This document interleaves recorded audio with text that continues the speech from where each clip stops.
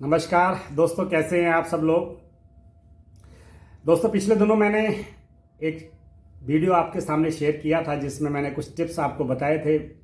English जो subject है 12वीं का, उससे संबंधित कुछ टिप्स आपसे सामने शेयर किए थे। तो आज मैं एक दूसरी वीडियो के साथ आपके सामने उपस्थित हूँ जिसमें मैं आपको बताऊंगा कि किस प्रकार एग्ज़ाम डेज के अंदर जो स्ट्रेस हो जाता है, उस स्ट्रेस से आप कैसे पार पा सकते हैं।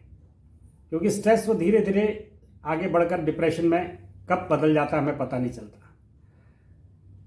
तो उस 10 बिंदु है, 10 टिप्स हैं मेरे पास जिसके मैं आपके सामने शेयर करना चाहता हूँ। इसकी शुरुआत मैं छोटी से एक पंक्ति से शुरू करता हूँ कि हम सब चीज़ें वापस ला सकते हैं लेकिन बीता हुआ समय हम वापस नहीं ला सकते। तो इंग्लिश में कहते हैं ना, पास्ट इज पास्ट। पास्ट जो है वो पास्ट हो गया, अर्थात जो समय चला गया, उस पर रोने धोने का कोई फायदा नहीं है। लेकिन जो समय चला गया वो हमें कुछ ना कुछ सबक दे के जाता है जिसको हम आगे के लिए एक लेसन के रूप में हम याद रखते हैं। तो टिप्स की शुरुआत करते हुए 10 टिप्स हैं आपके सामने। अगर आप इनको धीरे धीरे करके अपने व्यवहार में लाएंगे तो स्ट्रेस नाम की कोई चीज़ आपके जीवन में नहीं मिलेगी। तो मैं शुरुआत करता हूँ। सबसे पहला जो स्टेप्स है वो है डीप ब्रेथिंग। लंबी सांस लें। डीप ब्रेथिंग जो है एक प्रकार का स्ट्रेस बस्टर है, जिसको आप कह सकते हैं कि जैसे आप लंबी सांस लेते हैं और धीरे धीरे धीरे करके उसको छोड़ते हैं तो एक प्रकार से एक कहना चाहिए एंडोर्फिन करके एक प्रकार का केमिकल रिलीज होता है। तो वो आप स्ट्रेस बस्टर के लिए बहुत मशहूर माना जाता है वो। तो ऐसा प्रयास करें, लंबी सांस लें, धीरे धीरे करके उसको छोड़ें और धीरे धीरे करके आपके अभ्यास में ये चीज़ आ जाएगी। तो पहला टिप्स मेरा डीप ब्रेथिंग।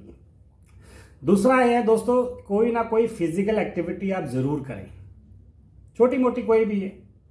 अगर समय मिलता है आपको, छोटा सा म्यूजिक लगा के आप स्वयं अकेले डांस भी कर सकते हैं, या ज़्यादा ना करते हुए आप वॉक पे जा सकते हैं। अर्थात कोई ना कोई फिजिकल एक्टिविटी आप करें, वो भी एक प्रकार का स्ट्रेस बस्टर है। तीसरा स्टेप्स है, ये बहुत इंपॉर्टेंट है कि आप अपने आप से जरूर बात करें। अब आप अपने आप से कैसे बात करेंगे? सबके घरों में ड्रेसिंग टेबल होते हैं, शीशा होता है। शीशे के सामने आके अपने आप से आंखों में आंखें डालने से आपका एक तो कॉन्फिडेंस भी बढ़ेगा और आप अपने आप से बात करेंगे तो उसमें एक प्रकार से आपको अपनी जो तैयारियां एग्ज़ाम के लिए आपने कितनी तैयारियां की हैं वो भी पता चलेंगी धीरे धीरे करके, और धीरे धीरे कॉन्फिडेंस बढ़ेगा। और अपने आप से बात करने में एक चीज़ है कि आप अपने आप से झूठ नहीं बोल सकते। तो ये सबसे बड़ा अच्छा है कि झूठ नहीं बोल सकते, तो जितनी सच्चाई अंदर से आपके अंदर निकलेगी वो सामने आपको दिख जाएंगी। मेरा चौथा स्टेप आज का जो है, थोड़ा सा मेडिटेशन अपने जीवन में जरूर लाएं। अब कई बार लोग मेडिटेशन को बड़ा ही कॉम्प्लिकेटेड समझते हैं। मेडिटेशन कोई कॉम्प्लिकेटेड चीज़ नहीं है। आंखें बंद, बड़ी कोमलता के साथ आंखें बंद करिए, सांस अंदर लीजिए, सांस छोड़िए और अपना ध्यान जो है वो सांस पर केंद्रित करिए और धीरे धीरे मन को एकाग्र करिए। एक ही वस्तु पर अपने मन को एकाग्र करिए। आप देखेंगे धीरे धीरे धीरे करके आपको मेडिटेशन की कला आ जाएगी। बहुत ज़्यादा इसके लिए आपको रामदेव जी को नहीं सुनना, आपको कोई बहुत ज़्यादा प्रैक्टिस करने की जरूरत नहीं। धीरे धीरे करके मेडिटेशन की कला आपके अंदर, आपको पता भी नहीं चलेगा कि कैसे आ गई। सिर्फ आंखें बंद करनी है, लंबी गहरी सांस लेनी है, सांसों पर अपना ध्यान को केंद्रित करना, बस ये मेडिटेशन हो गया। इसी तरह से पांचवा जो टिप्स है स्ट्रेस बस्टिंग के लिए वो ये है कि आप थोड़ा सा लाइट म्यूजिक सुनना शुरू करें। अब बहुत से लोग कहते हैं हमें म्यूजिक पसंद नहीं, कोई बात नहीं। अब म्यूजिक अगर आपको कोई गाने इत्यादि पसंद नहीं है तो किसी प्रकार का कोई फ्लूट है या किसी प्रकार का कोई वायलिन है, इस तरह की चीज़ें आप सुनना प्रारंभ करें। तो ये धीरे धीरे करके आपके कंसंट्रेशन लेवल को भी बढ़ाती हैं और आपका स्ट्रेस को भी दूर करती हैं। तो दोस्तों, अगला जो टिप्स है, छठा नंबर टिप्स जो है मैं बताना चाहता हूँ कि कभी कभी अपने जितने भी गैजेट्स हैं, आपके पास ब्लूटूथ है, आपके पास मोबाइल है, आपके पास घड़ी है, एक बार टीवी है, इन सब से एक बार दूर हो जाइए, इन सबको अलग कर दीजिए और एकांत में जाके थोड़ा सा मनन चिंतन करिए तो आपको बड़ा सुख मिलेगा। क्योंकि ये चीज़ें जो हैं ये डिस्ट्रैक्शन करती हैं, आपको डिस्ट्रैक्ट करती हैं, आपको जो वास्तविक जीवन से दूर ले जाती हैं। तो एक बार प्रयास करिए, कोई बात नहीं, धीरे धीरे करके आप जब इसको आगे करेंगे, प्रैक्टिस करेंगे, तो आपको अच्छा लगना शुरू होगा, सुकून मिलेगा आपको, एक तरह से पीसफुल माइंड जिसको कह सकते हैं।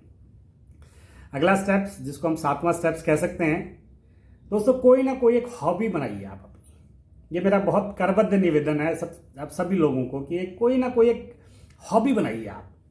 किसी प्रकार की भी हॉबी हो सकती है, कोई इंस्ट्रूमेंटल, कोई म्यूजिक आप बजा सकते हैं, कोई गीत गाने का कर सकते हैं, कुछ भी अगर नहीं आता तो आप स्पीच बोलना शुरू कर सकते हैं।